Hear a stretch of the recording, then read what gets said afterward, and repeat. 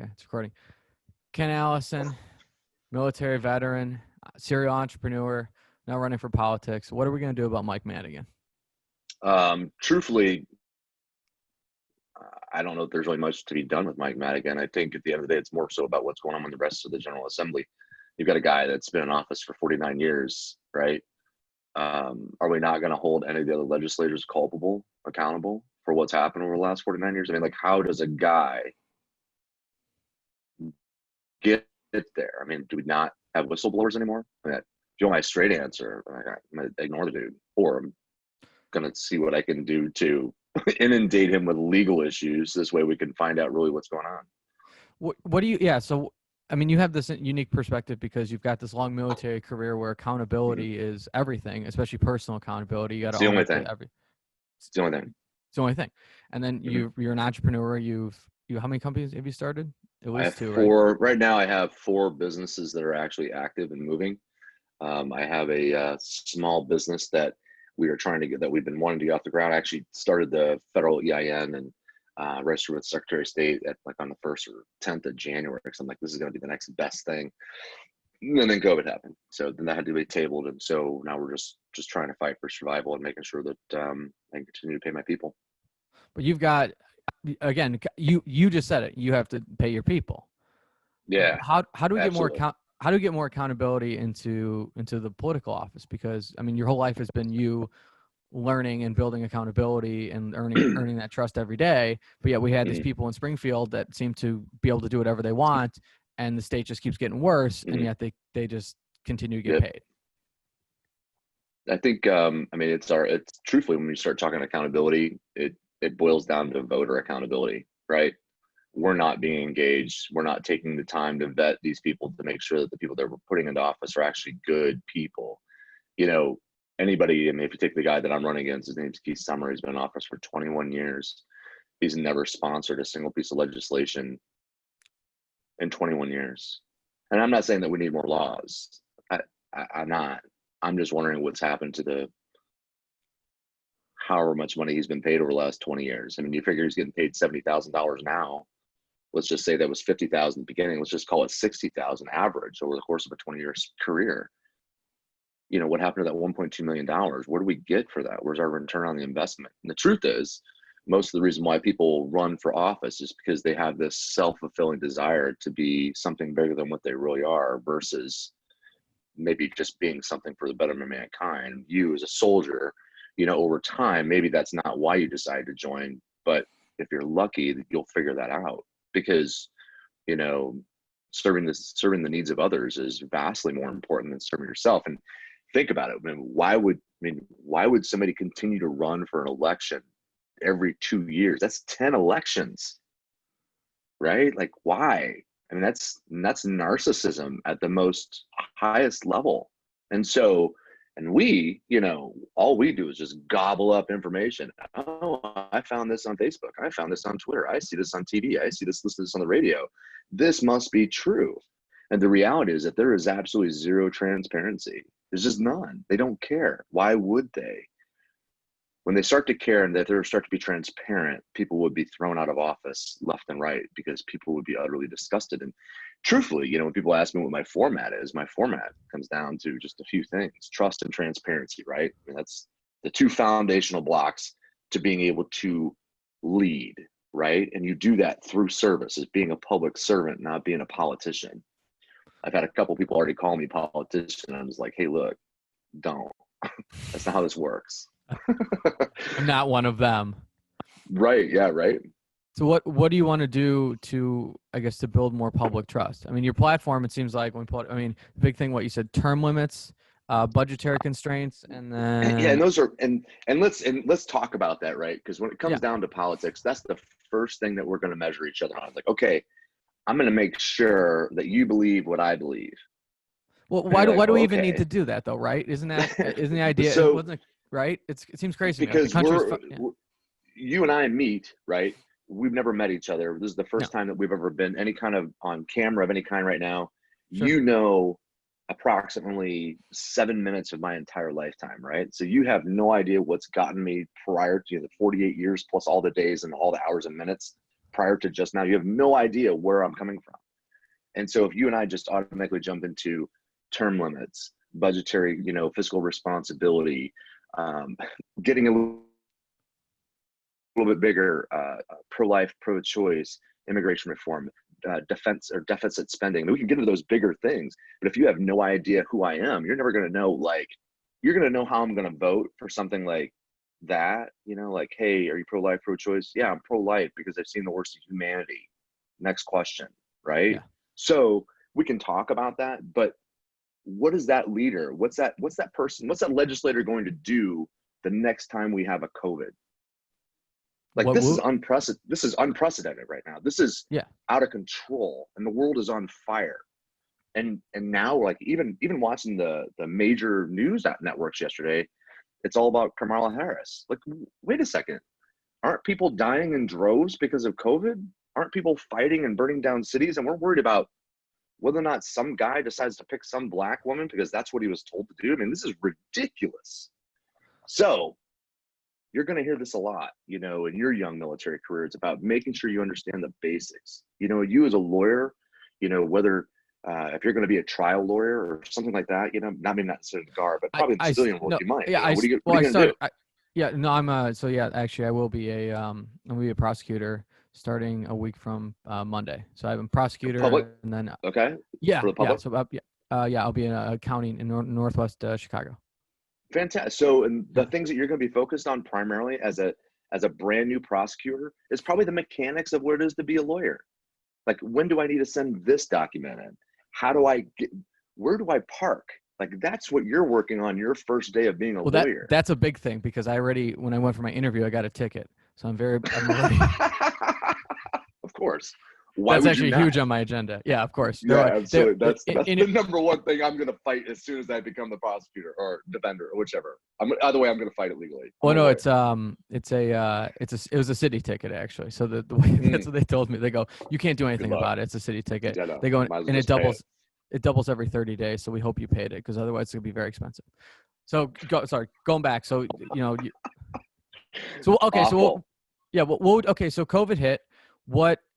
How did that? What did you do with your businesses? Like, how have you dealt with this? Okay, so I'm not a dumb guy. I don't claim to be smart. I said that at the beginning. Like, no one in my lifetime has ever said, "Hey, you're kind of brilliant." No one's ever said that, like, ever, right? Occasionally, I'm like, you're kind of smart, but we're just gonna watch you, right? And but I'm always trying to pay attention and trying to forecast, hey, what I'm doing, because what I do is risky work. So my goal, truthfully, it's really foundation. The foundation is really nested within the greater community, right? I'm a firm believer, especially in Illinois. Illinois is tragically bad right now, just because it's just rough. We all know this, right? Nothing new. But I firmly believe that the foundation of the strength of a given local economy is nested with the strength of small businesses, right? And so a lot of times, you hear about businesses closing or failing, but you don't really know the why. You just hear, oh my God, and you just automatically assume that it's probably due to the economy, or more so now it's due to COVID, right?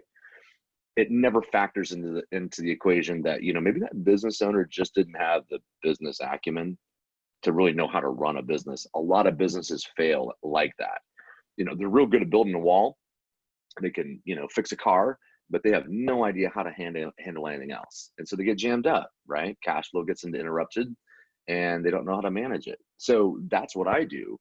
And what I've started doing over the last year and a half is going and finding these distressed businesses that would otherwise be reasonably profitable, right? Like, let's say you take $1 million business that's just barely been getting by, but because the owner, a lot of times they make mistakes because it's an ego thing, right? Especially if they get 2 or 3 years in, they get a little bit long in the tooth, and they're like, oh, well, you can't tell me anything. I know exactly what I'm doing.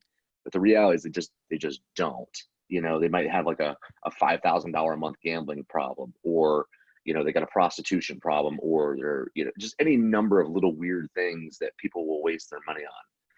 And how do you find some of these businesses? Like, what are you specifically looking for? A lot of times just word of mouth.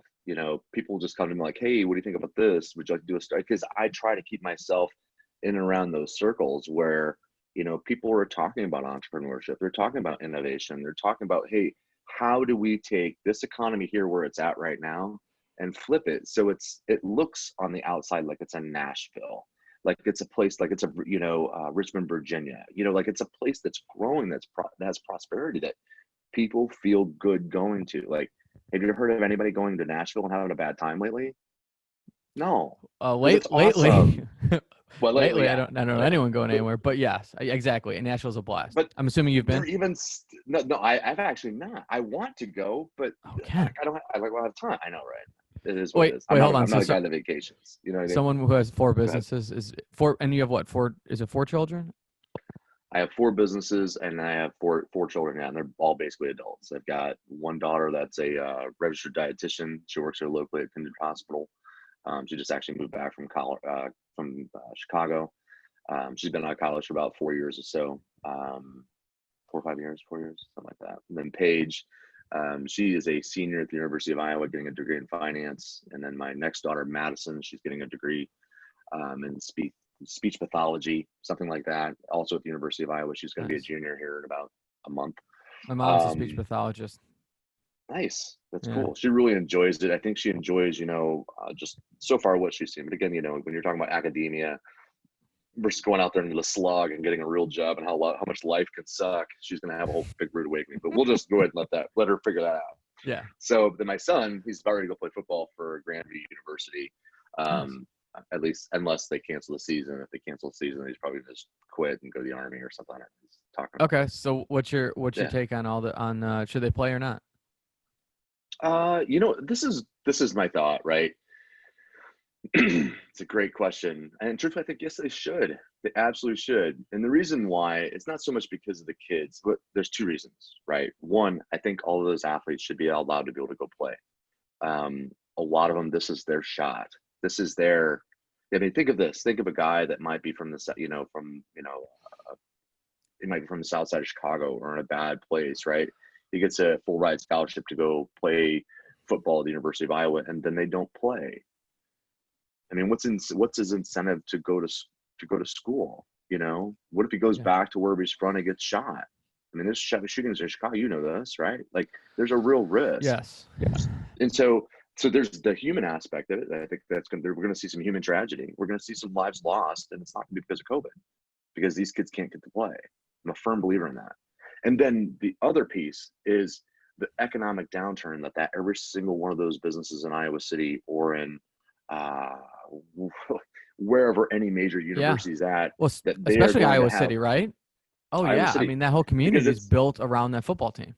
Exactly. It's not like it's the Chicago Cubs. If the Chicago Cubs decide to stop playing, most people would probably hit the parade. If you're downstate, some people upstate would say whatever. But the point is that there's so many people in Chicago already that it would be detrimental, right? But it wouldn't be like a lot of people going out of it. And maybe I'm making presumptions or assumptions by saying that, but it depends on the area. It's a larger ecosystem. It's a big ecosystem. Sure. Iowa City is small, right? Yeah. You take out the Hawkeyes. What are they going to do? Yeah. It sucks in Iowa. It's cold. It's miserable, right? They live for football there. That's the only thing they have. You take it away. And right, the bars are probably, you can't do as much indoors. I mean, I'm assuming you've been down there, like that place when it's rocking. Yeah. That town is so fun. People are so friendly. Drinks are flowing. It's like a whole. Have you ever done a tailgate? Like, tailgates are phenomenal. Like, they are just absolute blast. Absolute blast. Insane. Yeah. Wonderful experience. It's amazing. Well, so I think they should get to play, and No, I'm totally with you. Yeah, I think that's so. I think that it comes down to a couple of different things, and the reason why I say that we should, I think we should let them play, and the reason why is because we've went. You're going to find this, right, as a new minted military leader. Maybe not to a huge extent. It's not like you're going to go out there and become an infantry platoon leader or maneuver battalion or anything like this, but you're going to have a requirement at some point where somebody says, hey, guy, I need you to go grab all of those people over there and I need you to bring them all over here, right? Let's just say that, right? Sure. And so you're like, oh, okay, yeah, this seems real easy. Hey, guys, I need you to come follow me. I'm going to go over here and hang out because we've got to do some sort of rudimentary accountability nonsense, yada, yada, yada, right? In the military, it's like, yeah, okay, that guy's a ding-dong, so, but I'm going to follow him anyway because it's the Army, right? Yeah. But imagine if you didn't have that governing authority where it says, hey, now all of a sudden this guy's in charge,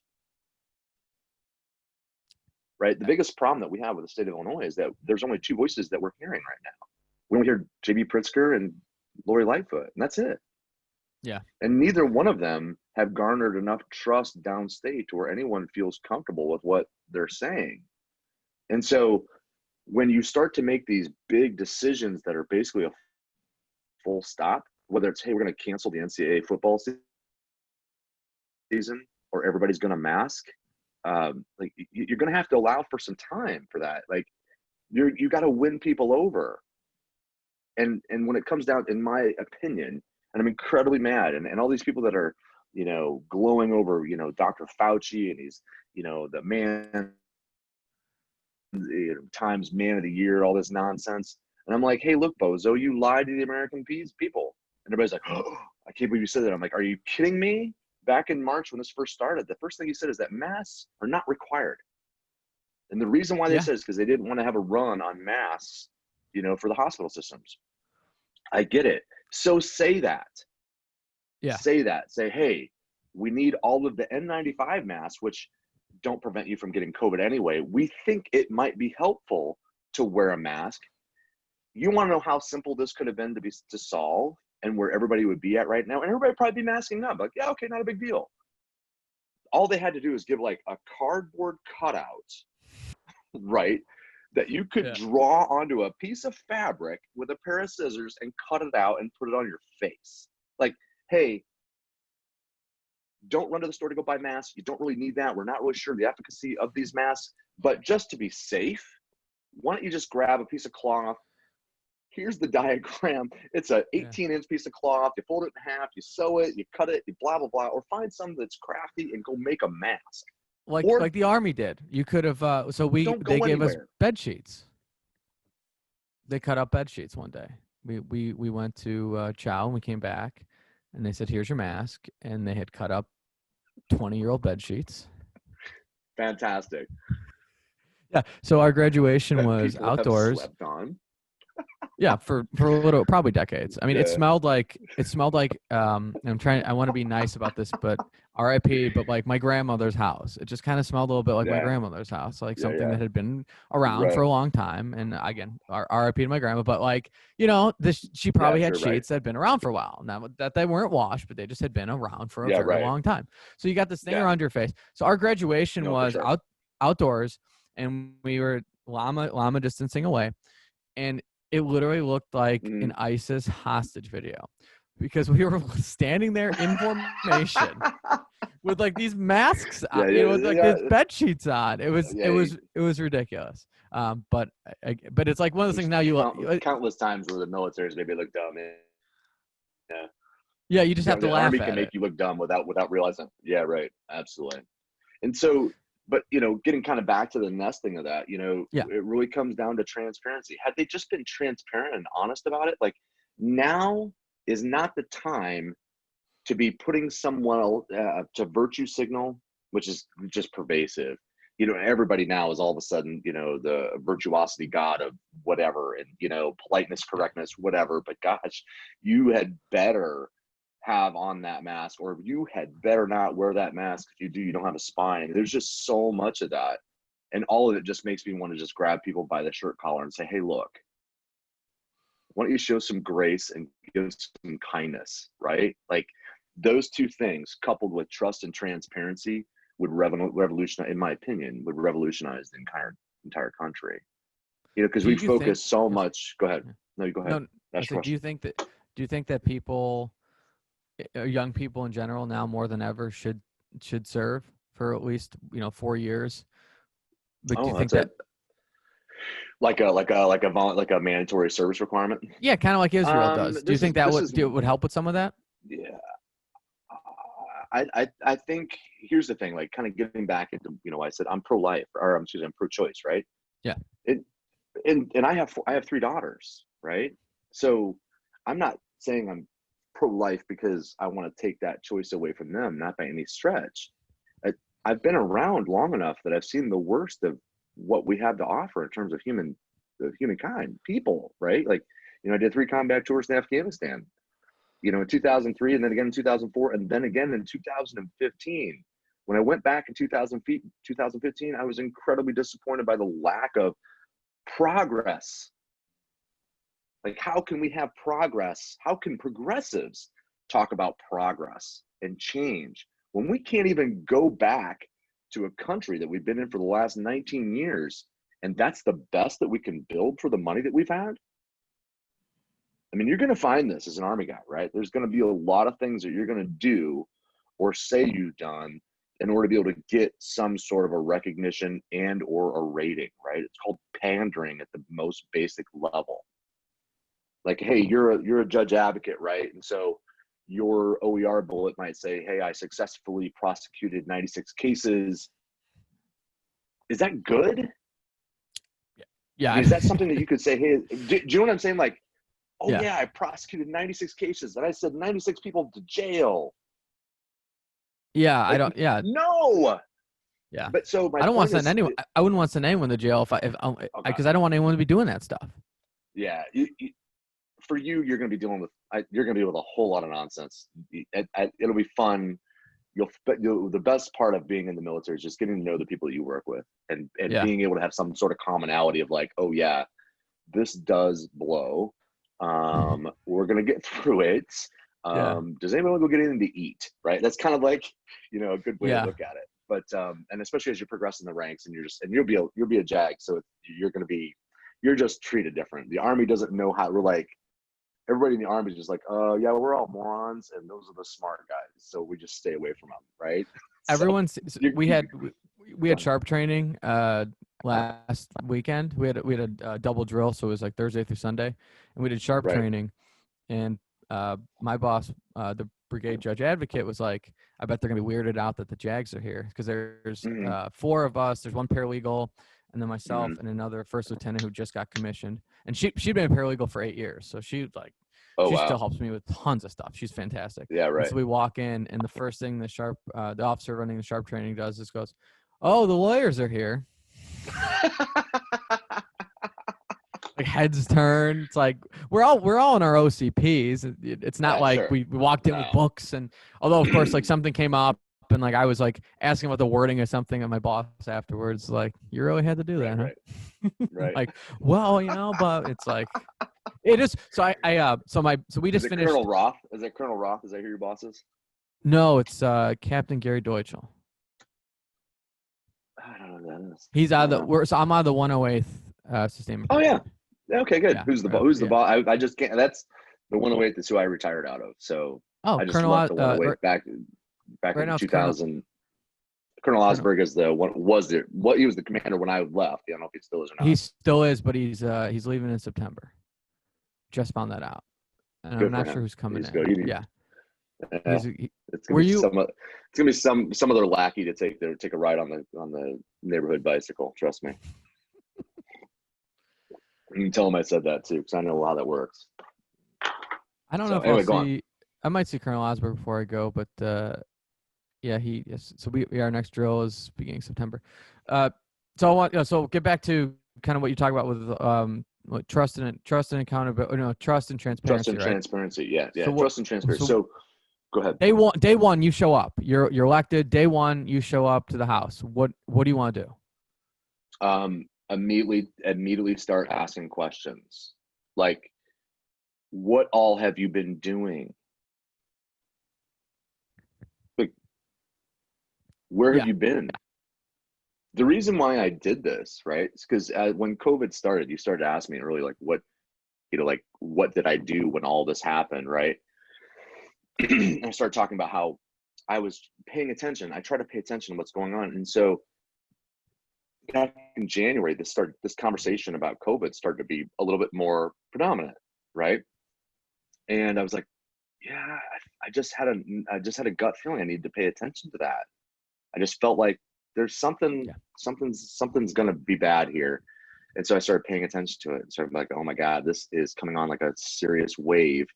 And I could tell how the court of public opinion was starting to be, they were trying to really sell this as a really, really bad deal. And rightfully so. You know, they're trying to be conservative, but they're really starting to spark that fear. And then once legislators and governors started to kind of like, hey, we're just going to take full on control.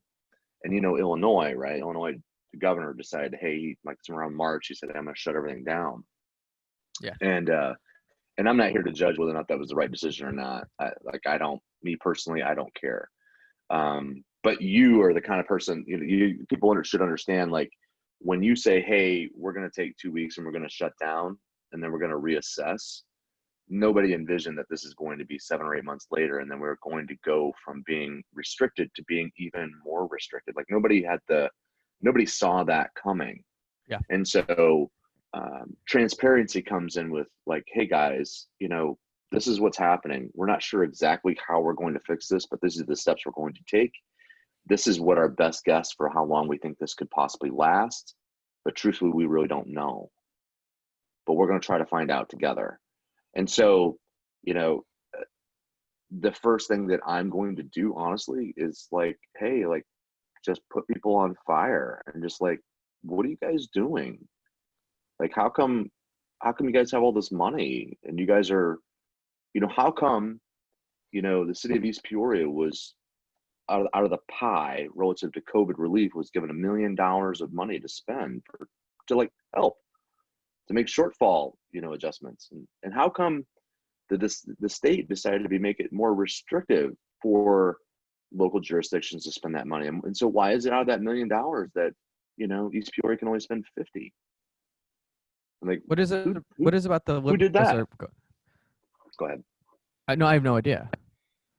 What was about the Libertarian Party that that makes you believe that this is the way to go and that this is the way to get things done? Because I mean, I guess you could argue, you know, with your platform, could you have ran? Now I know the incumbents are Republicans, so I guess you would have had a primary, but Yeah. would it? Why not Republican? Because I don't think you would be on the Democratic side, just given what No. about. I'm a staunch conservative, right? I mean, you know, fiscal conservatism, pro-life.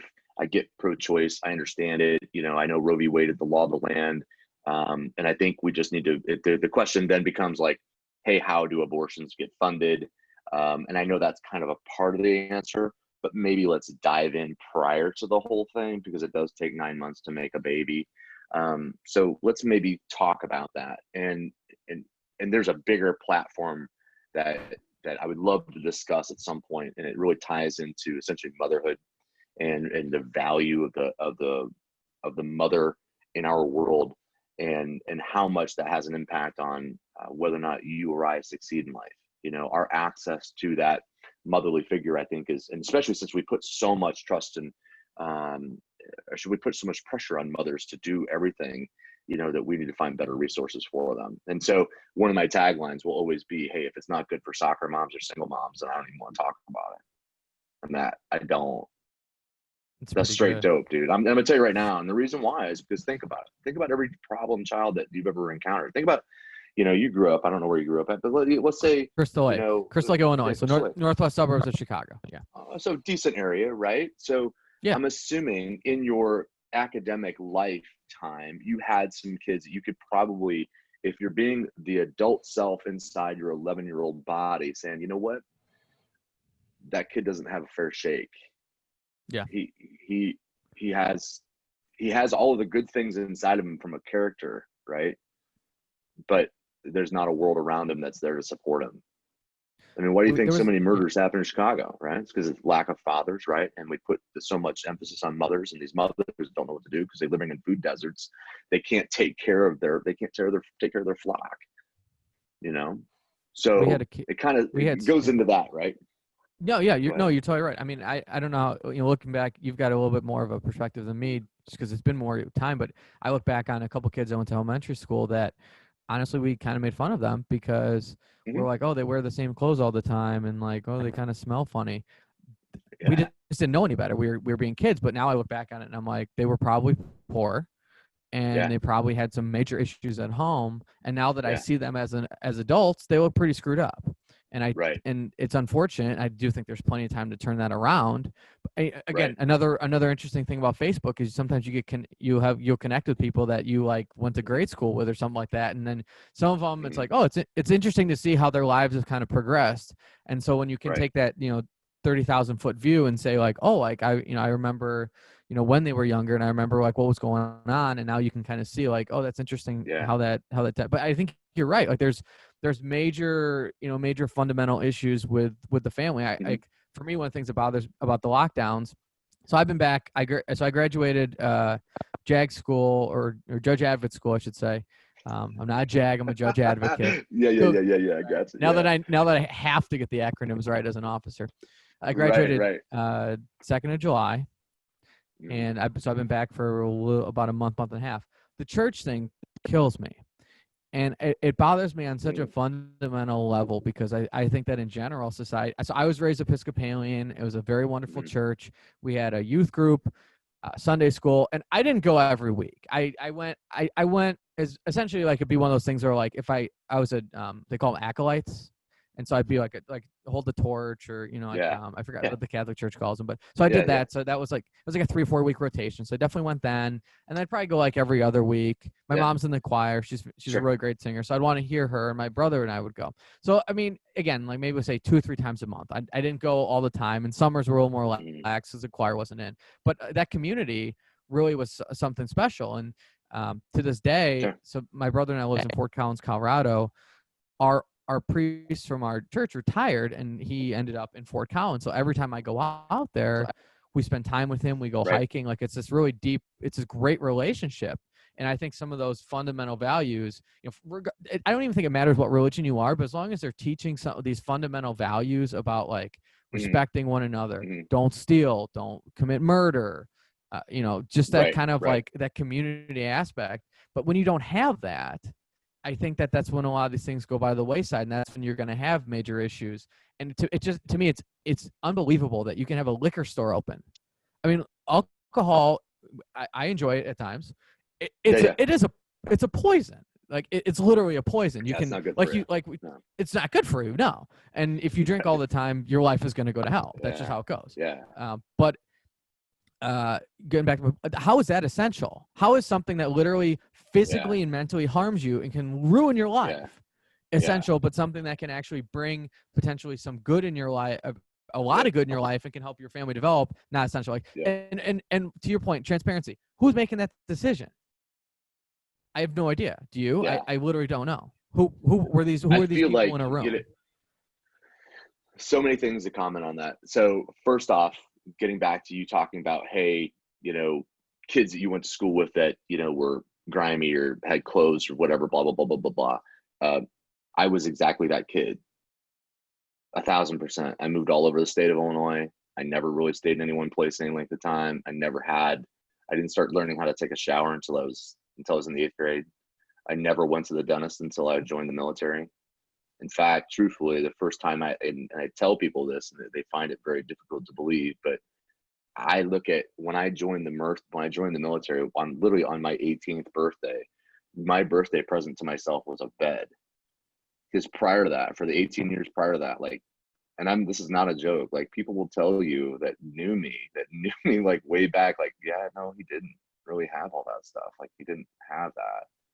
And so I think that's important, right? And the reason why is because I didn't have those social constructs to make sure that I was getting taken care of. I'm a big fan of a not-for-profit. It's called Moms Who Care. They are the reason why it resonates with me, because I remember when I was a child growing up in a rural town up in northern Illinois. I was little, right? I was going first, fourth, or K through 5. I was going to elementary school. And I remember they used to have these women would come in. They were called motor moms, right? And they're just people's moms, right? And they would just Yeah. come in and they just literally made everything just better. Like you just felt safer when they were in the room as a little child, right? And I didn't have that relative safety. My mom, God bless her soul, was just not a good mom. I mean, just a wreck, and that's Yeah. okay. It just is what it is. I survived it, and I don't look at that as me being a victim by any stretch, because I feel like I've accomplished quite a bit, knowing that like I don't remember taking any English going through school because I didn't do any homework. Like I was never required to. I took English, but I also don't remember it. So we have that in common. So, but even talking about your pastor, right? Like, so having those good positive influences that surround you, that are hovering around, that are making sure, hey, that's going to be a good kid. We're going to take care of him. We're going to look out for him, and you being able to trust that person relied heavily on your parents being able to develop foundational trust issues as it relates to people.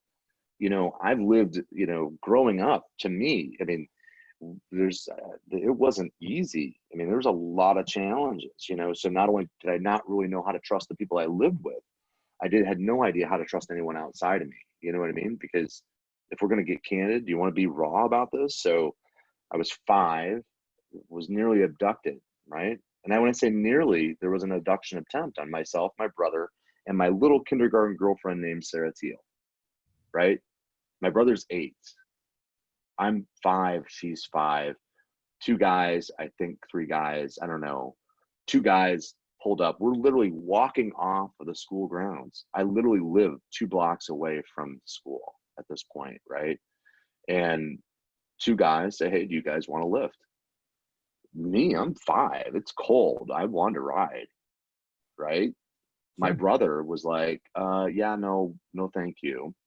And then I'm 48 now, so it's 43 years ago. So it's obviously it's foggy, and I've spent a lot of time really thinking about that, because largely why I'm running, if you want to get down to the real brass tacks of it, is that was 1977, bro, right?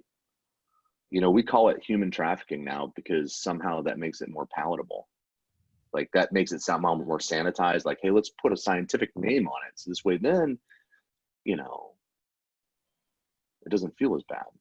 Just in the same way we call abortion, because that's the technical term, and it's become so normalized and so accepted that, we just know what it is. I'm not saying that somebody shouldn't have access to that. I'm not saying that. I'm just saying we need to stop normalizing things that are really tragic, right? And we know you're going to find this in the military, that human trafficking is a huge thing. It wasn't always.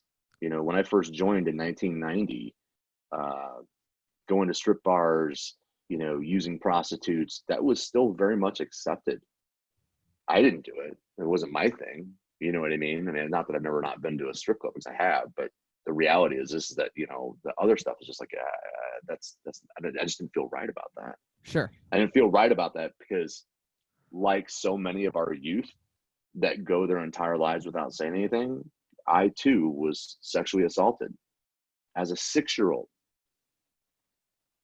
Right?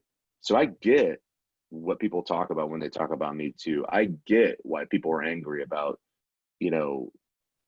Mr. Weinstein, Harvey Weinstein, and Keith Epstein. I get that. And why does that relate to what we're talking about here? Because, you want to know what I would say to Michael Madigan? You've been in office for 1 year longer than I've been alive. What have you done to solve any of these problems? 49 years, bro. What have you done? Like, are we losing any more children, or do we stop our kids not getting abducted anymore? Has it not become a bazillion-dollar industry where we are, using children for sexual fodder? Right? I mean, where's the concern? Where's the outrage? People want to talk about all lives matter, Black lives matter. Like, no. Well, how about those lives? Right? Half these kids that get snatched up and put into God-only, just imagine if you're the parent. It's disgusting.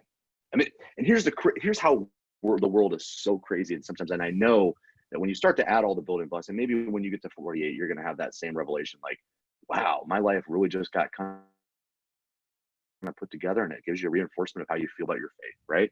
And so that happened to me when I was in 1977, right? I wasn't a victim, but that became my barometer for forever about what a victim is. Because I know if you get got, you are not coming back, right? Because a couple years later, there was a kid named Johnny Gosh that got abducted out of Des Moines, Iowa. He was like 12 years old. He was a paper boy. That kid's name has been in my brain for my entire life. Some years later, when I joined it, when I was in the Air Guard here in Peoria, one of my best friends, his name's Chris Gosh, right? That was his cousin. So Chris was younger than I am, right? Johnny Gosh probably would have been 10 years older than Chris. But if you can imagine, that's his cousin. So now his mom's sister, right, is losing her mind, right? I mean, as rightfully so. Can you imagine losing a child and never being able to find out whatever happened to him? Never. Like, not a shred of evidence, you know, and these things happen still today. You know what I mean? But that impacted his family. You know what I mean? So he and I get along because we have the same warped sense of humor, because we know, like, we had to live with that growing up, on how what that reality was, you know? And so, and I guess the point that I'm trying to get to is that, you know, these problems have never gotten better because we've been focusing on the wrong things. You know, people want to fight because, you know, go ahead. So people want to fight because, you know, hey, you're pro-life, I'm pro-choice. You know, okay. Could we just maybe put a pin in that for now? Let's just put a pin in it. Let's just stop for a second and realize, hey, let's just hold what we got. We won't change anything. Let's just agree to not fight about it. So maybe we can focus on something else, you know? Yeah, it seems like, you know, and that's one of the reasons that, you know, the more we talk, the more I really am interested in your candidacy, because you seem to be someone who, like, knows how to prioritize. And that seems like something that's so lost in Springfield, and even on a national scale. I think you hit on the head earlier. Yes, the vice presidential, you know, whoever it's going to be, could be the next president if, you know, Biden wins and then he has to step down or whatever. But at the same time, like, here's a question. Climate change. I believe, according to, you know, Representative, you know, Alexandria Ocasio-Cortez, we are 12 years until we're all going to die. And then this year would be 11, right? So we only have 11 years left. Sure. So where is this? If essentially society is going to end in 11 years, why are we talking about a vice presidential nominee more than a few breaths, instead of saying, hey, what are we doing to solve this problem? And that's one of my biggest beefs with Illinois. And I think you're hitting it right on the head. I feel like people want to talk about things that, like, they just don't. And prioritization, it's something I've struggled. I'm still trying to get better my whole life with it. Trying to, like, you know, one of the things I try to do is in the morning, it's like, make sure I'm doing the most important things first. Like, what's going to move the needle? Standard. Like, right. How can I get up early? Like, I literally have this setup where I have multiple alarms throughout my room and then my living room, where there's, like, my phone in my room goes off, which I need to get rid of. I need to get the phone out of my room, but it's going to be an alarm clock in the room. Then it's going to be the phone out, right? And then I got all my clothes laid out. I can just work out, you know, get the blood flowing, get things going. And then I can sit down and go, okay, what do I need to get done today? And I just feel like there's I think you hit it on the head. There's such a lack of that going on in Springfield. Pension reform. Why are we trying to, so you and I think, are both against the progressive tax. Why are we, what are we doing? Absolutely. Why are we literally, right? Yeah. And JB's already starting his PR campaign on this. Why are we focusing on continuing? And this is a bigger problem I have sometimes with some of my friends on the political left, is, like, it seems like they're takers, not makers. You are a maker. Yes. You make businesses, you create wealth for people, not just yourself. And it just seems like there's this mentality now where they're like, we need to take from these wealthy people because they didn't earn it and they just, like, fell into it. And like a good example, like Ken Griffin. I don't know his whole background, but Ken Griffin is a billionaire. I'm pretty sure he created his own business. He literally was funding projects in Chicago by himself. Like, there was this literally, there was this bike path to nowhere. So I used to live right downtown, and they literally created this bike path that they, like, ran into some engineering issues, and they just, like, didn't have money. And it was so embarrassing that Ken Griffin goes, here's, like, $10 million, like, figure this out. Like, I don't want my city to look like trash, which is kind of ironic given what's going on now. But there just seems this mentality of, like, we gotta take from these people. Like, they you know, blah, blah, blah. Yeah. And you're an entrepreneur. Sometimes, especially with these companies that when they go public, they get big, you know, a lot of these entrepreneurs, like, you bleed cash, all of a sudden it takes off. So now in the year it takes off, then you get hit with this, like, 10% tax penalty to a state that doesn't have any idea how to deal with any money. And where's pension reform? And the pension reform issue, I'm curious to get your thoughts on that, because it's super complex. Like, I used to date a girl, her mom was a CPS teacher, you know, salt of the earth family, awesome people. Sure. She worked for, you know, 30, 35 years. Like, you know, I don't want to take her pension from her, but I also think there's some sort of financial reckoning coming where if you don't do 60 or 70%, if we don't lower that, you're going to get zero. or you're going to get 20, because we continue to run massive budget deficits. I mean, I have a friend that was telling me, sorry, go ahead. No, pension reform, you covered a lot of different things there, right? So I tend to do that. No, that's okay. So let's talk about moving the needle, right? And not focusing on the right things and prioritization. And a lot of the reason why we get these extra things that we don't necessarily need, like, hey, building a bike path, it's just phenomenal. No question about it. That's a great thing, right? Absolutely. But let me ask you this. If you are $400 million in debt on your personal credit card, right?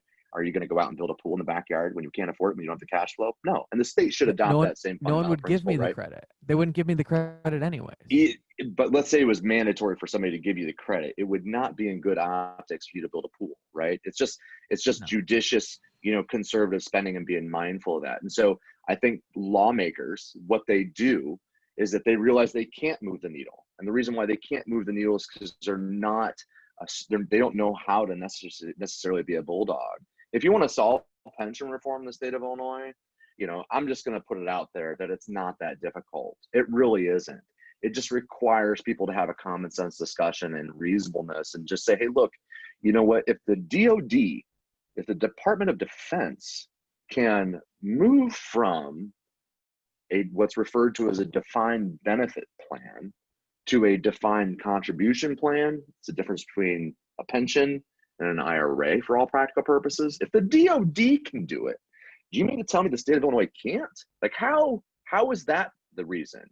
The reason why it can't happen is because it's obviously massively corrupt, and there's other regions like that. And that's why every single legislator in the state of Illinois in the General Assembly needs to be set on fire, with the exception of Darren Bailey. And I say that. The reason why I say about Darren Bailey is because he returned my phone call and Keith Summers didn't. Keith Summers couldn't return my phone call because both of his voicemail inboxes are full, which is what brought me here today. But if you want to solve pension reform here,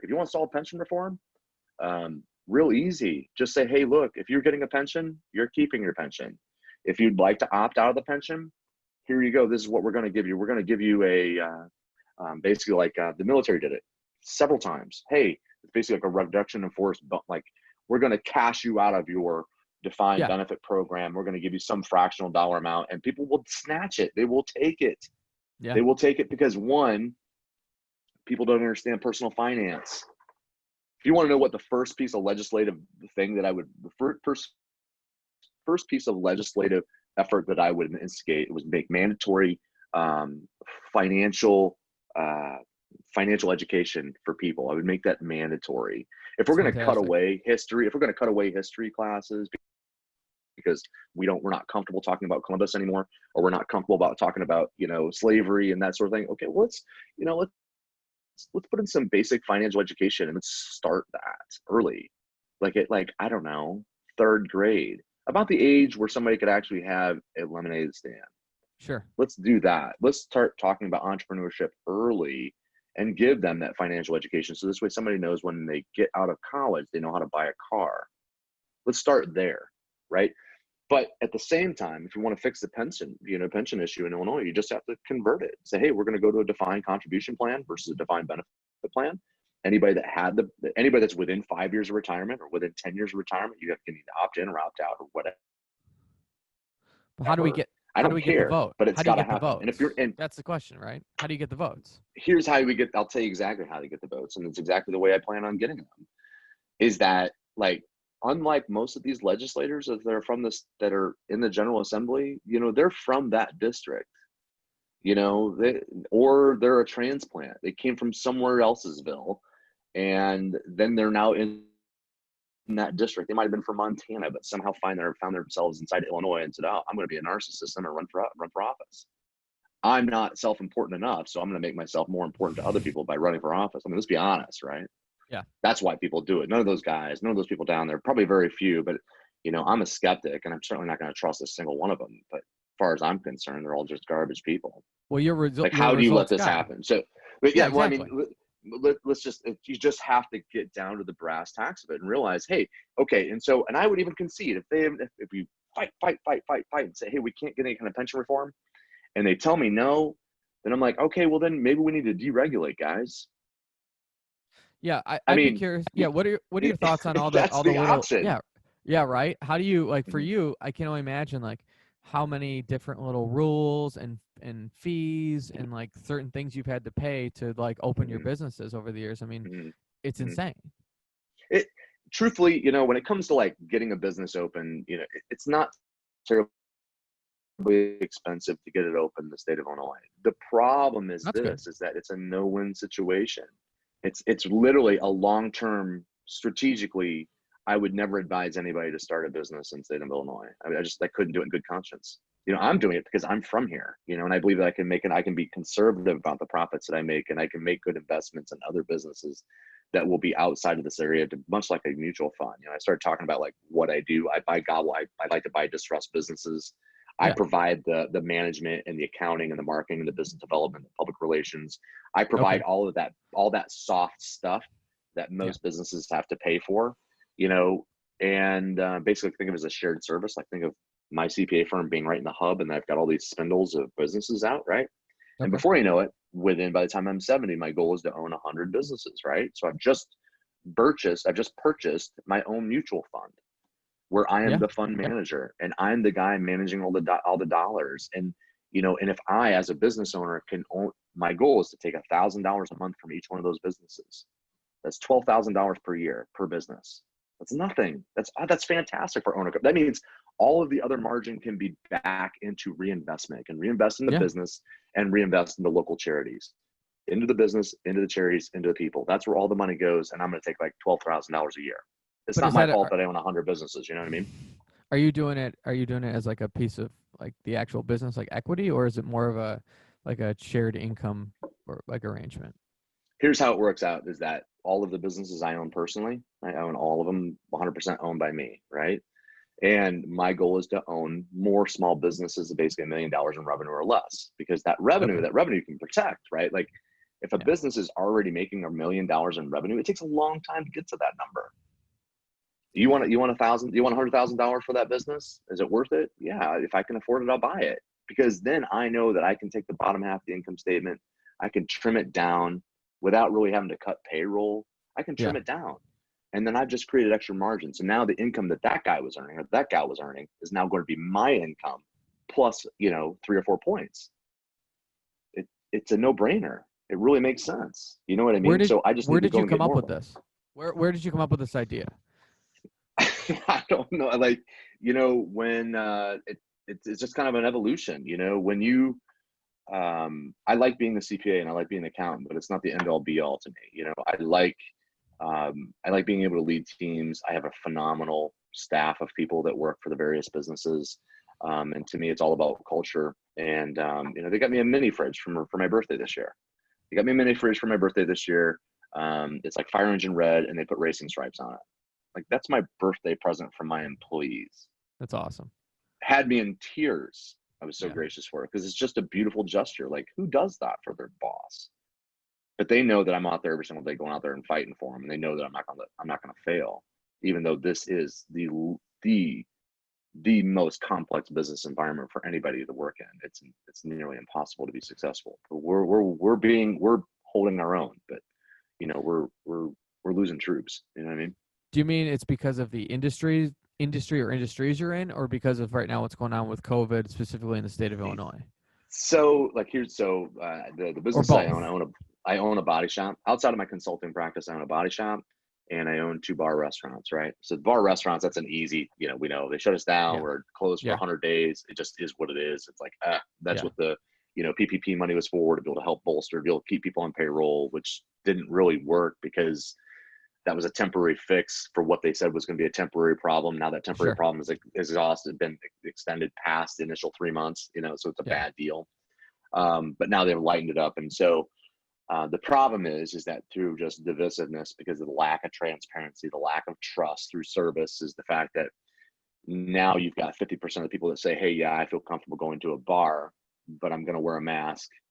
And then there's a subset of those people that say, yeah, I'm going to go to the bar, but I'm not going to wear a mask. You've got all these other people saying, I'm just going to be conservative. I'm going to stay home anyway. You know, and then you already have a population of about 400,000. Truthfully, that's probably a little bit of oversaturation from a small business standpoint relative to bars and restaurants in the greater Peoria community where I'm from, right? So but the bottom line is there's just less people going out, right? Yeah. So those businesses struggle now, and everybody's like, well, you got the body shop. The body shop should be doing great. Here's the thing, remember back when there's a lot of news, and there's some news in the paper about, State Farm and Allstate giving refunds on your premiums. Like, you remember hearing about that at all? I don't think Vaguely? so. Probably Vaguely. not. It was really like, hey, we're going to get some money back. Like, we're not going to talk about it, but like, we're going to get some of this money back, because the reason why is that when they first started the shutdown, like early March, getting it, because everybody's like, ooh, yeah, we need to stay home, especially Illinois. We're like, hey, we're going to quarantine for 2 weeks, right? Yeah. No, that took our traffic count down, cut it by 85%. Wow. That's real talk. I mean, that's a real talk. Here locally, 85% easily. You drive out here on a Sunday and there was no one. Yeah. You could be driving out here on a Monday afternoon during like a normal busy time, no one on the road. Well, think about the second and third order effects. You're an army officer. You're going to be thinking about that. You make a decision, what's going to happen downstream? Well, you shut the state down, and now 85% less traffic, except for essential workers, which you talked about. We'll get back to that. But the reality is there's only so many car accidents that happen during full capacity. Yeah. Just like there's only so many people go to the bars during full capacity. Now, those are still being, the thumb's kind of on the scale, keeping us from really moving in the right direction that we need to. But it's been incredibly challenging, and so the body shop I've lost a fair amount of money this year. Since March, it's like $400K. That's a real loss. It's not like, it's certainly not sustainable. Well, that's what, especially with JB, and not that, again, he was born into it, and that is what it is. Right. But it just seems like for me, he doesn't have any skin in the game. Like when he shuts down businesses, it doesn't matter to him because he's a billionaire. Whereas if you were sitting in that legislature, you'd have to think about this because you have businesses. Yeah. Here's the thing, right? And normally I've got a Bears hat on, right? Just I've seen that Bears hat. 950 snapback, and it's got a lot of salt on it from walking around. And because when I decided to run, I went around petitioning and stuff like that. I wore it. That's just the hat I wear. I love it. It's a great hat. Everybody's like, well, you're 48. You shouldn't be wearing a flat bill. I'm like, I don't care. I bought this hat. I like it. So I'm going to wear it. Leave me alone. Go worry about you. I don't care what you wear. The problem with JB Pritzker is that he just doesn't have any salt in his brim. Like, and when I say that, like, my goal, right, as I go through this process is to be as fully transparent as possible. Right? To let people know where I come from. It's this way, then they can say, hey, I think I might trust that guy. Yeah. So, and look at this way. Here's a good example, right? So, like I told you, I went through an abduction attempt, right? And I hate even saying like that, because to me, it was just like guys wanting us to pick us up, but that's what it was, right? It's a bad deal. Yeah. Sure. And then being, sexually molested as a 6-year-old, right? And there's a 7-year-old, 8-year-old, 9-year-old, like those things happen to me. Those don't go away, right? Yeah. And oh, by the way, it never got any better. I was in the 7th grade and I witnessed my mom getting raped. God bless her soul. Because I was living in a trailer park, which is a cesspool. And the things I witnessed in that 9-month window of living there were just, it's awful. So when I say JB Pritzker doesn't have any salt in his brim, he doesn't. Can you imagine? Let's think of this. Let's think about this, right? Imagine here I am today, knowing that it never got any better. I mean, I know gun violence. I know what, domestic violence looks like. I know what abuse looks like. I know that, right? And so when I joined the military, it was really to get out and get somewhere safe and be around people that I thought I could trust, right? I didn't know at the time because I was 18. But looking back, that's what I did. So imagine, like, think of this character, of this person, this ability to continue to move forward. Imagine if on my 18th birthday, I already had $1 billion in a bank account set aside in a trust fund. Think about the good I might have been able to do then. I'm wanting to take, one of my employees, she had two of her cars got broken into, and some birthday money was taken out. And I'm like, here, I will give you my money for your poor stepdaughter that does not have any money now because the world is a shit pot and nobody knows how to behave. You know, and we, for some reason, we idolize these people that become, you know, because they're uber wealthy. I don't care where he came from. He's never done anything. No. Tell No. me what you've done. Like, He started he started a couple companies, but it was, again, like, it was just his money, right? But in 1871, it's like, yeah, that's not real, but that's not like a real, I mean, he essentially rented out space, and now he just having other people pay rent for him. I mean, he ran. The thing is, you just can't, you know, and if something bad to happen to that guy at some point, fantastic, then be transparent about it. Because what's going to happen, my goal is, honestly, is to try to start a movement. You know, you started to ask really, like, why the Libertarian Party versus the Republican Party. Yeah. The Republican Party thought I wasn't good enough. Oh, So, really? The Illinois Republican Party has standards. This is new. This is it. It's not very. Let me phrase it this way, and the reason why I said it like that is because of this, right? So, as I'm going through this process of being angry and being like, God dang, what am I going to do? You know, I tried to call Keith Sumner's office again, voicemail inbox full. I'm like, come on, we're paying this guy a lot of money. He's been in office for a long time. Yeah. Keep your inbox empty and answer the phone call in quite possibly the most crazy period of our lives. And I understand what 9/11 was like as an adult. I was 30 when that happened. 31, 32, whatever. Yeah. I went to war after that. You know what I mean? That was a real time for me. So that to me is a new, so now this is a new level of, like, chaos. And so, you know, I called this guy to try to get him to do something, and he didn't do anything. So then I immediately started saying, well, maybe I should do this. Yeah. You know, or actually what I ended up doing is I ended up calling one of our state representatives or state senators. I ended up getting a meeting with him. This guy also has been in office for a bazillion years. Right. You got a meeting? Yeah, because that's what he does. He likes to bring Okay. everybody out to his house, kind of like court them a little bit and like, hey, let's talk about this. Let me bring you into this. Let me invite you into this political world, and I'm going to tell you how things are. And I'm like, okay, great, fantastic. And so he's like, hey, did you like that article that I wrote? I'm like, do you mean the puff piece that said nothing? No, I didn't like your article. It was garbage. You didn't say anything. You just regurgitated a bunch of nonsense. Yeah. So then we're talking about it, and he's like, so what are you planning on doing? I'm like, well, I might run. I think I might run for an office. He's like, well, what do you think about running for? I'm like, I don't know. State rep seems pretty good. The guy's been in office for 20 years. He hasn't done anything. Maybe that guy needs to be unseated. It's not my fault. It's not my fault the guy sat in the seat for the last 21 years and hasn't done anything. Like, that's not my problem. Right? And he's like, well, you can't do that because you didn't primary. And I'm like, I can do whatever I want. And I stopped using the word can't 30 years ago, bro. Yeah. And oh, by the way, I can, because I'll just run as a libertarian. And he's like, well, that's gonna be political suicide. And inside my mind, when he said political suicide, I wanted to grab him by the throat and throw him on the ground and say, don't you ever use that word again. Again, normalizing these words. Sure. Suicide, socialism, right? Abortion. We normalize these things so this way they become palatable, but they're not.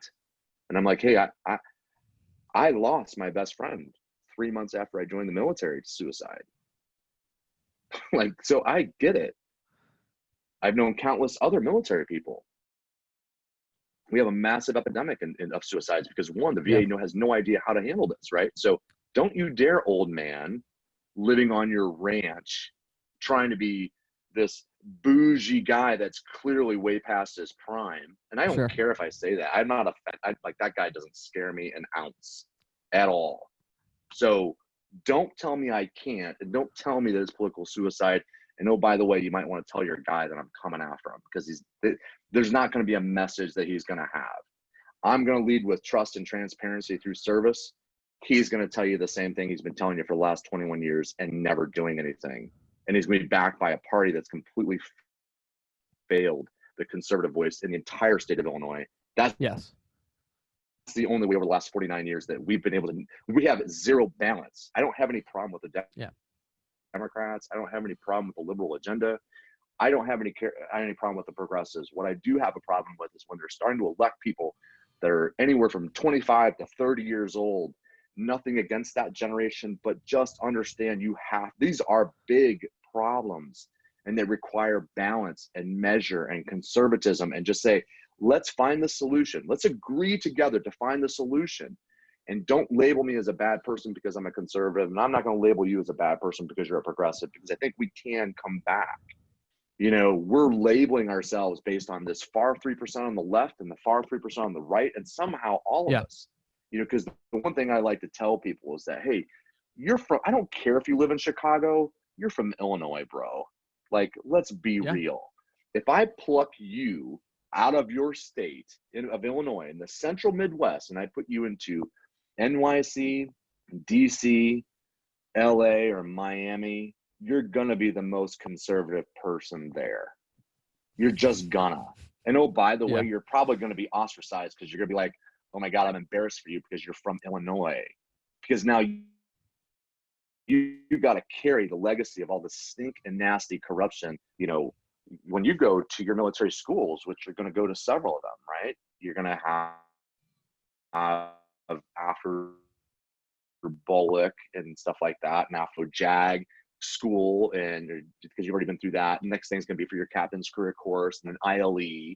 And you're going to go to these places, and they're like, oh, where are you from? And you're going to be like, I'm from Illinois. And you're like, and you're going to, the first thing they say, your governor's probably going to go to prison, huh? It's just embarrassing. Like the last 4 of them, you know what I mean? Or however many. It is. It's a real thing. It's a real thing. People, I don't know what. Comes down. The accountability starts with the voters. We have to be engaged. I'm on the school board for East Peoria. I've been on the school board for a year. I can count on these 2 hands just how many times there's been people from the public that have showed up. East Peoria has a poverty rate of about 55%. We know struggle there, right? East Peoria High School is not in my district.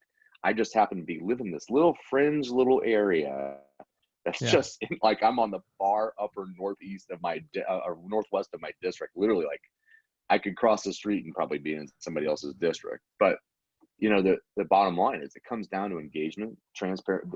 Everyone has to be engaged. If we want to be part of the solution, you got to get engaged. We gotta help, right? The school systems are getting crushed right now because we have educators and administrators that are now being essentially FEMA experts and being able to try to navigate this. They're trying to navigate the court of public opinion. They're going to lose. They're just going to lose. And, this divisiveness that's continually being sowed based on it, it's unreasonable. And, we hear it every single day. You can go on Facebook for 5 minutes and you can find an argument. They're there. And then I see people just arguing about nonsense stuff. Here's a good example. And I'll tell you about it. You'll enjoy this. Oh, did you go on mine? Is that the good example? No.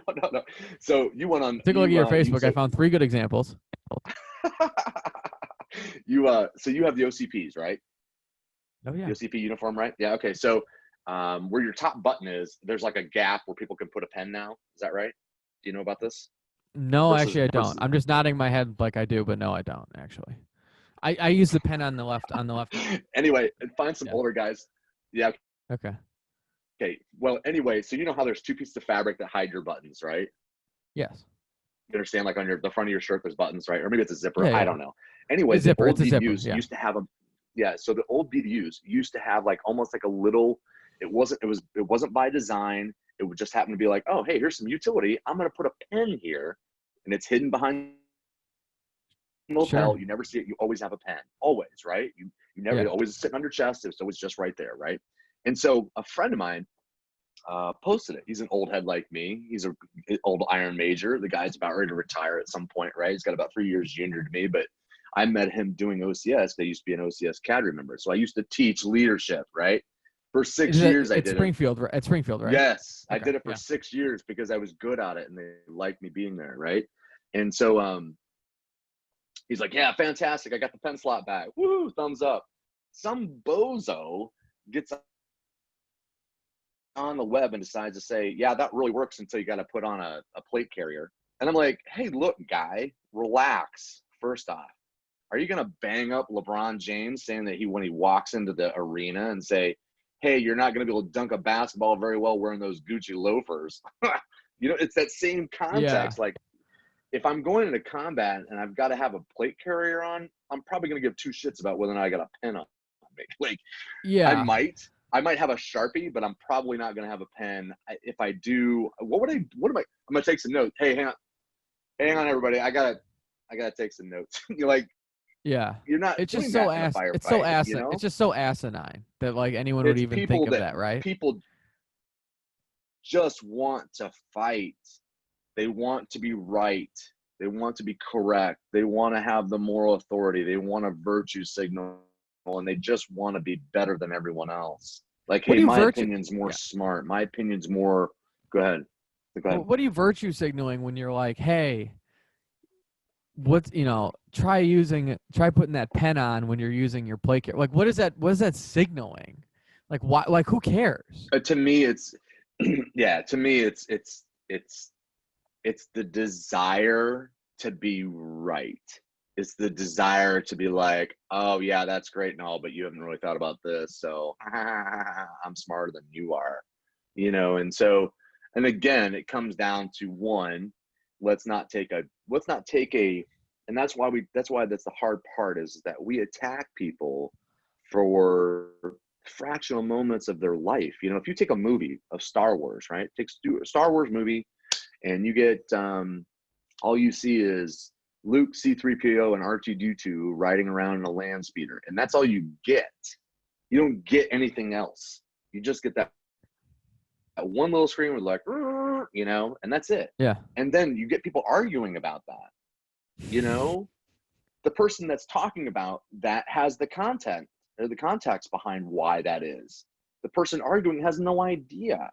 And so it has to start, I think, when we go through this evolution, and the reason why I love the Libertarian movement, Libertarian Party, is because it gives me the freedom to say what I want to say without having to worry about like some old guy saying, no, you can't because it can be political suicide and you don't know what you're doing. And I'm like, and I want to say, how dare you say that? Yeah. Because you don't know what I've done.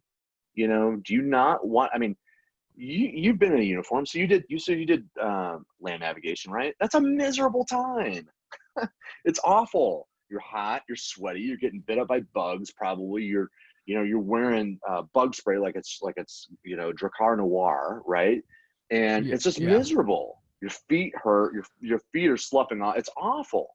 Do that for 27 and a half years, throwing 3 combat tours, and 2 of which are kinetic, because I used to be a joint terminal attack controller. So I used to work with, calling in close air support, right? So I did that for 15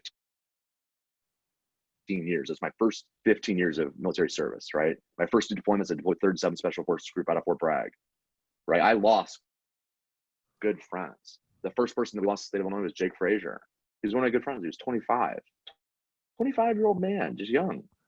We were on our first deployment. We were in country for 45 days or so. I don't know, we got there January 19th and he died March 29th. So 30 days, 40 days, whatever that is. I don't know what the math is. Not important. 60 days. And then, then we lose other friends, right? I lost my interpreter. Had a guy, on a fast road mission. He fell out of a helicopter. He died. His name was Mitch Lane. He was 35. He was out of Lampack, California. Father of like 3 or 4.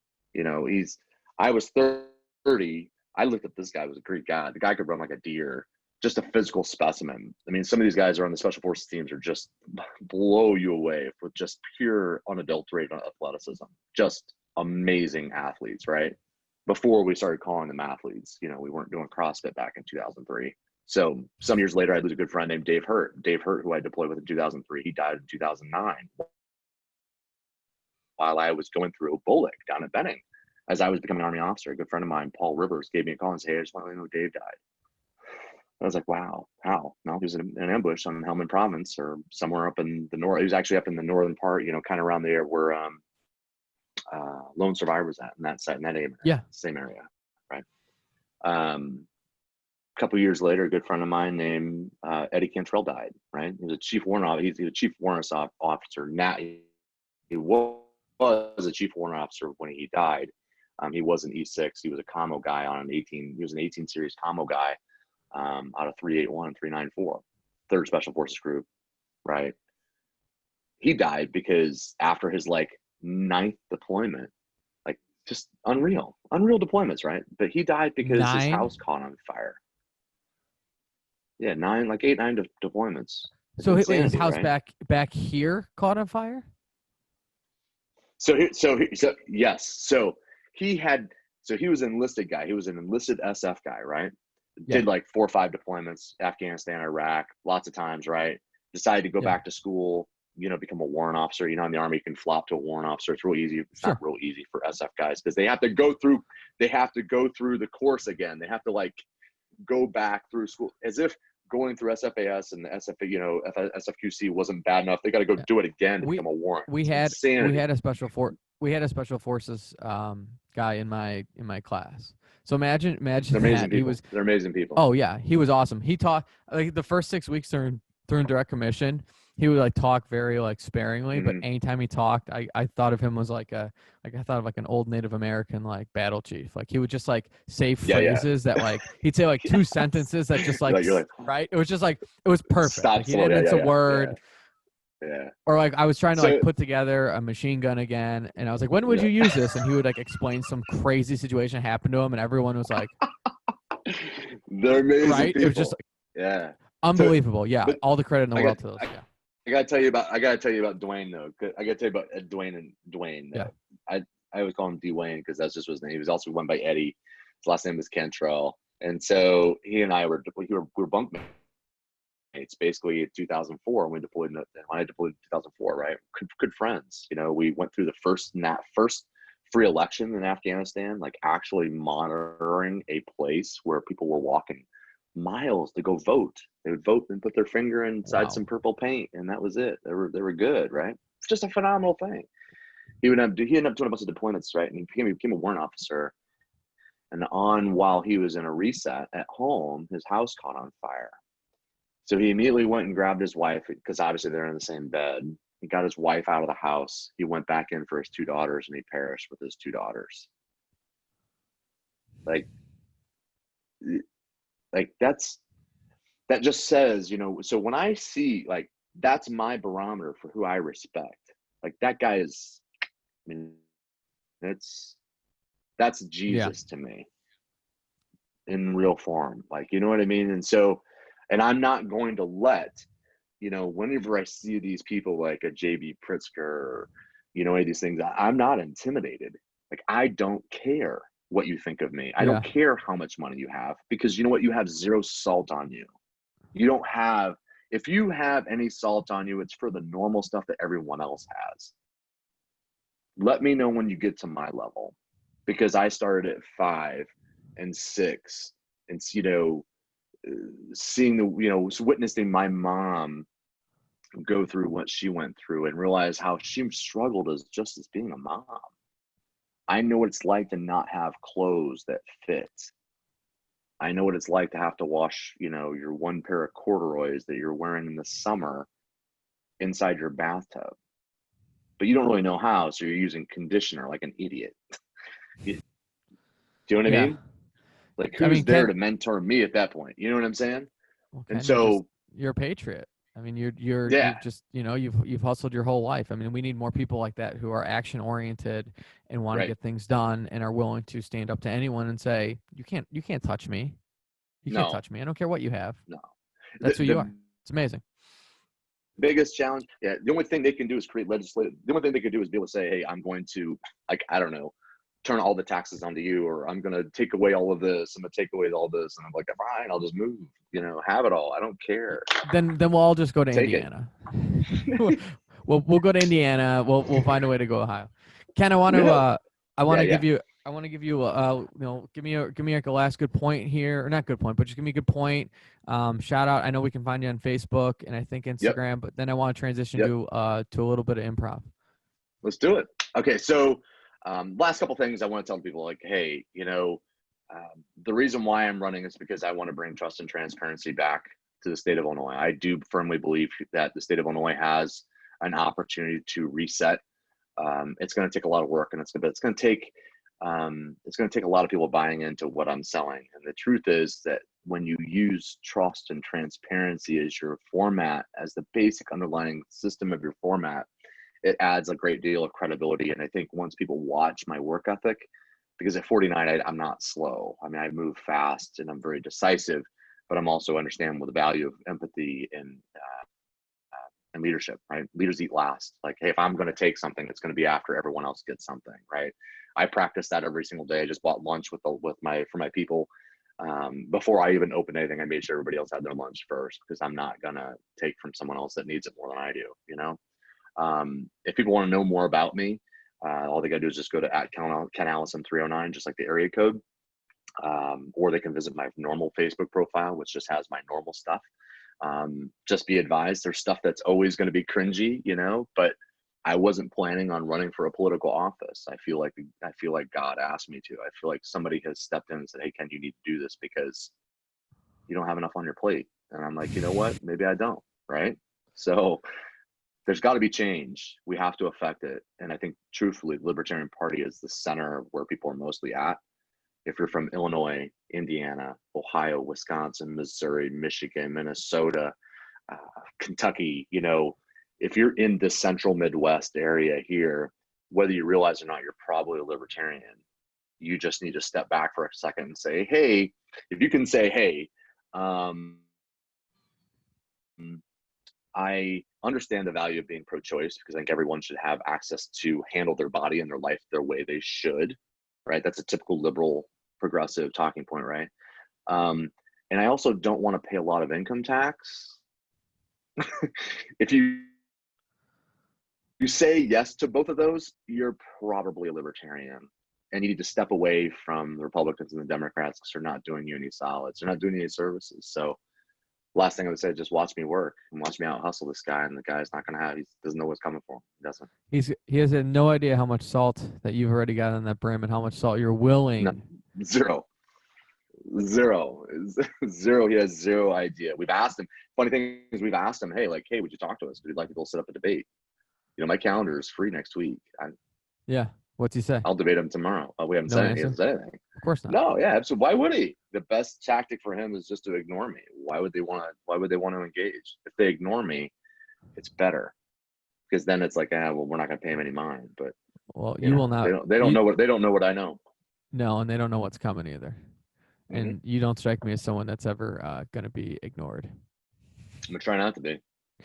So let me. That's why that's why I'm on this killer podcast, right? We got to help you grow. We got to help you grow too, right? Isn't that the game? Isn't that what you want to do? You want to grow your podcast, right? Your viewership, and listenership, I do.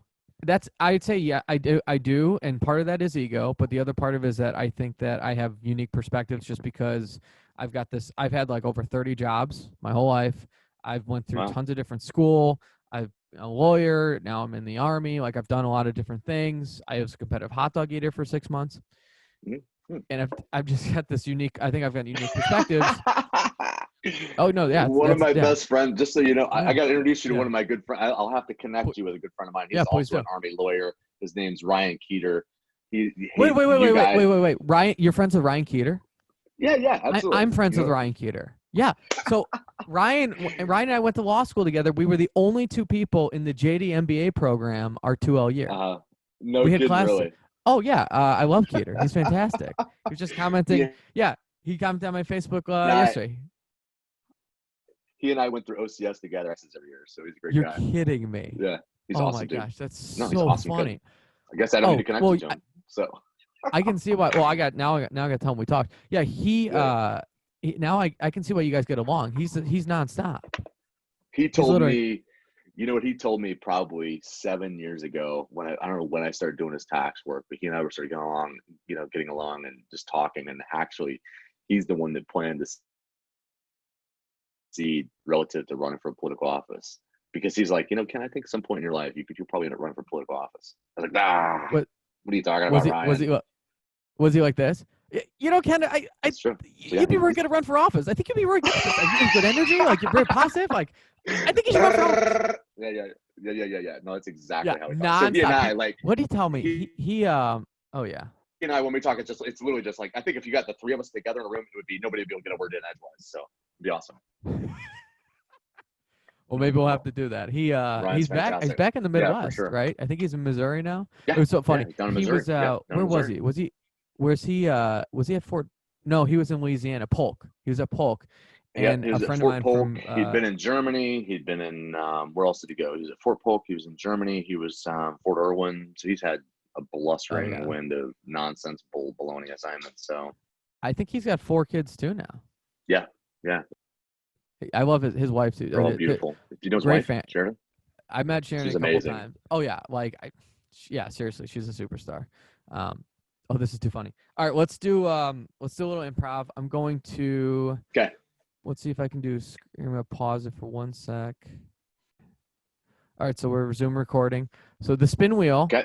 is near and dear to my heart because over the last few years, a lot of my friends got married. So I'm currently, I have a girlfriend. It's actually a newer thing. We actually met a few months ago during the pandemic when I was at Judge Advocate School. It's kind of a wild story, and she's from the town that Fantastic. I'm gonna be a Right. prosecutor, and so she's moving Mhm. back in 3 weeks. But before that, I'd have Awesome. girlfriends here and there, all wonderful people, just didn't work out, and all my friends got married. They literally all got married. Like they're just all married, and now it's like they're on the first and the second.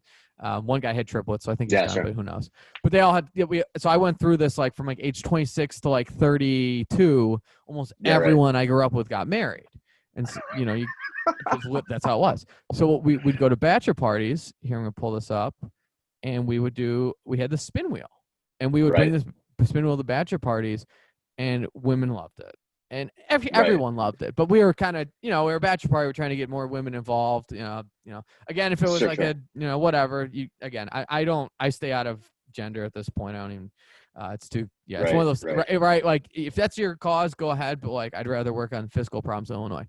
So I'm gonna spin the wheel. So we got to that point. Hey, I'm gonna tell you right now. The funny thing about it is the whole gender identity stuff. I get it. Hey, man, whatever, right? But tell me why we can only have 2 political parties, but we've got to have more than 2 genders. So I'll just leave that with you. Go on. No one's answering that question. So I'm going to spin it. So we got no one's going to answer the question. It makes no sense. So we have like a lot of things don't make sense. So I'm going to spin the wheel. We have 3 different games. One's called Whose Line, one's called New Choice, and one's called World's Worst. And we'll see where this lands.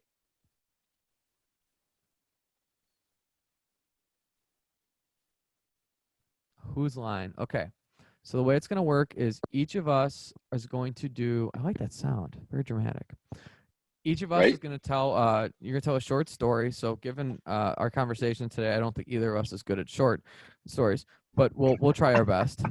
Yeah. Right. Well, yeah. And luckily Keeter's not here. We'd still be just going. Yeah. That sounds like a bunch of dolphins talking on the phone. trying to talk about things, right?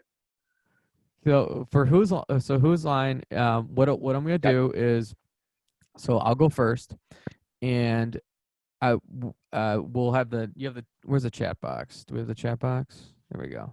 So you have to pull up the chat. I think I can get it up. Is it there? Okay. Yep, okay. So what you'll do is, I'm gonna start talking, and I'm just gonna tell a story. We'll say for 5 minutes, and then while I'm telling this story, I want you to type in essentially any movie character, any word, any phrase, and I will, as soon as I see it, I will immediately stop what I'm doing, and I will say it, and then I'm going to have to justify it. So it's the same thing where so you'll start telling a story about who knows what, and I might type in Chicago Bears hat, and then you'll have to say, oh, and I was wearing my Chicago Bears hat. And then I might type in got it. Okay, unicorns. Yeah, sure. Okay. I got you. Okay, right on. So I'm going to start talking, and then whenever you are good, just type something in. Sounds good. I will tell the story of when I broke my parents' rower machine yesterday. I moved back home because the job I'm going to take is nearby, and I don't know exactly where I'm going to live or what I'm going to do. I used to be in Chicago. I was right downtown, and then now I'm back home. So I'm not only adjusting to being back home, I'm adjusting to like, these are my parents' things. Are they my things? Like, how do I want to be careful and be respectful of their stuff, but it's also kind of my stuff because I am paying rent. So I'm on this rower machine, It's really nice. My parents, so they built their own gym over the last few months just because of the pandemic, and they're in their early 60s. They've been working a lot, and they're kind of this is their new. They like to come. They like the big flex, especially with the rest of our relatives. It's a huge thing, especially in my Yeah, family. Like we're very right. salt to the earth, but like the Sure. fact that they have their own treadmill and rower right now, that's not even a big. That's a huge flex. And what we like to do is Right just on. casually we slip it in the conversations with everyone, like in the family, like, oh, how are you doing? How you? Okay. Oh, I'm really tired. I was on my own treadmill and rower today. But otherwise, how are you? Yeah, right. Love it. I, I Fantastic. I get on the rower machine and I start going, and I'm kind of starting off slow. And I was listening to a podcast, which for working out for me is terrible because I end up in this like kind of like moderate rhythm. I'm like kind of laughing a little bit if it's funny, but otherwise I'm just kind of like going through the motions. It's like call it 5:30 in the morning. It's probably more like 7:30, but some days I wake up at 5:30, and I'm starting to get in a groove, and it's starting to go a little faster. I'm starting to actually kind of use my back muscles, and all of a sudden I just go flying backwards. And it's like, again, so early in the morning, I'm like, what's going on here? And the rower machine, the cord just yanked out. Now, early bird gets the worm is why I work out early in the morning. But early bird gets the worm and then crashes into the house is what actually happened. Well, I'm like, well, how do I fix this thing? I don't know what to do. And I do what most millennials do when they break their parents' things. I did nothing. I just stared at it and said, yeah, I'll deal with this later. I tried to like, maybe I'm like, can I unscrew this? Like, what do I blame gun? I thought about this and I'm like, I'm going to blame this bird outside that I named Gun because I was watching the bird and it was flying around and I was just getting, right, because the podcast was boring, but this bird was going and all of a sudden I'm getting into it. And I'm like, I'll just blame Gun. But the problem was Gun flew away.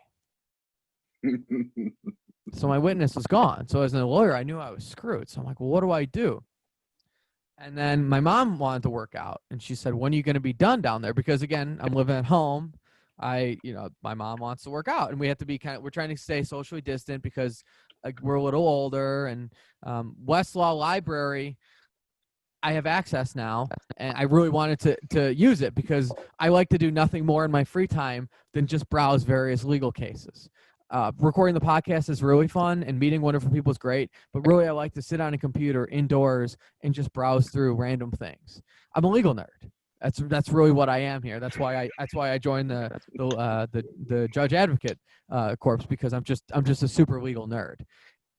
But now I've got my own legal issue. What do? I broke equipment, and then my mom goes, I want to work out down there. And so my family, when we communicate, we talk, and then we instantly start screaming. So she said, when are you gonna be? She goes, when are you gonna be done? I said, a little bit. And she goes, when are you gonna be done? And I said, a little bit. And then she came down and saw the rower. So I left it as is, and then a couple hours later, just like when I was growing up, it starts with me telling my mother. And then eventually gets to my father. He looks at me and he says, rower, not mower, which I'm like, Dad, just because I broke the lawnmower when I was 8 doesn't mean you have to bring that up again. Like, I'm already embarrassed. The rower is not working. And I said, well, maybe we can fix it. This is going to be the rower. We're going to fix the rower. It's not going to be broken like the mower. And he looked at me and he's like, no, we have to call someone out for that. And I'm like, Dad, back in the day, Americans used to be resourceful. We used to fix things. We used to build things. We used to create things. We didn't just try to take from everyone. And then he said, why didn't you try to fix it yourself? And I said, you know what? I guess I'll call that number after all. That's my story. I'm sticking to it. That's fantastic. Okay. Ken, well Okay, done. so now when I do so I get you do a couple of those, boom, boom, boom, boom, boom. So I'm gonna tell a story, and then you're gonna do the same thing. So I need to have that chat open, right? Yes, have the chat open, and I'm essentially just going to do what I think you did to me, which is just kind of troll me. That's what we're doing here. We're just trying to have a little bit of fun. Yeah. I'll tell you if I'm gonna start off with a good story, I need to dial it all the way back to kind of one of the most significant, impactful situations of my life, right? That really was very molding. And I know I'm starting off sounding very serious, but this is a big deal. And so I was in kindergarten, right? And it was like in our first day or two of being in kindergarten. And you know, back then they didn't necessarily have, I don't know how they let people know who everybody is, but for us, they said, hey, here's a piece of construction paper, and we're going to have you trace your hand. And when you trace your hand, we're going to have you write your name on that tracing of your hand, right? So it kind of looks like this, just a big piece of yellow construction paper. I still remember it, right? And so, so what I did, obviously, I put my name on it, Kenny, because back in the day I used to go by Kenny, and for whatever reason I stopped doing that because it just felt like I was being. It sounded nasally to me, and it still sounds like I have a constant nasal infection if I say Kenny versus Ken. And so, but anyway, tragically, you know, so the trace, when I first did it, it wasn't really like in the shape of a hand. It looked more like a giant ham. But and the reason why is because while I was cutting that around, like my thumb came off. So essentially, while everyone else had, you know, a fully nice handprint like this, mine was just missing the thumb. So from that point forward, I was pretty much teased, you know, regularly and nonstop because I was the kid, was Kenny Four Fingers, you know. It was a tough time for me. I don't know that I've ever fully evolved from that. Especially, you know, whenever somebody's talking to me and I'm like, hey, you know, this is what happened to me.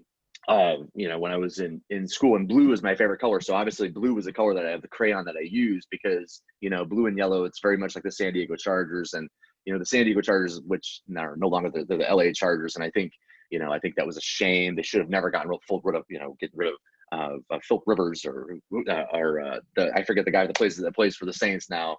You know, it's just a down thing. But anyway, so it kind of takes me back to when I was a kid, and obviously, you know, blue and yellow being my two favorite colors. And, you know, it kind of makes me think of, you know, what would a guy like from, you know, Die Hard do? You know, what was, you know, Bruce Willis's style, like, you know, what was he like? And I'm like, that's helped me kind of get over that, you know, when you're young and you're impressionable and you're the kid with the yellow construction paper with only four fingers and the blue lettering, you know, from the blue crayon.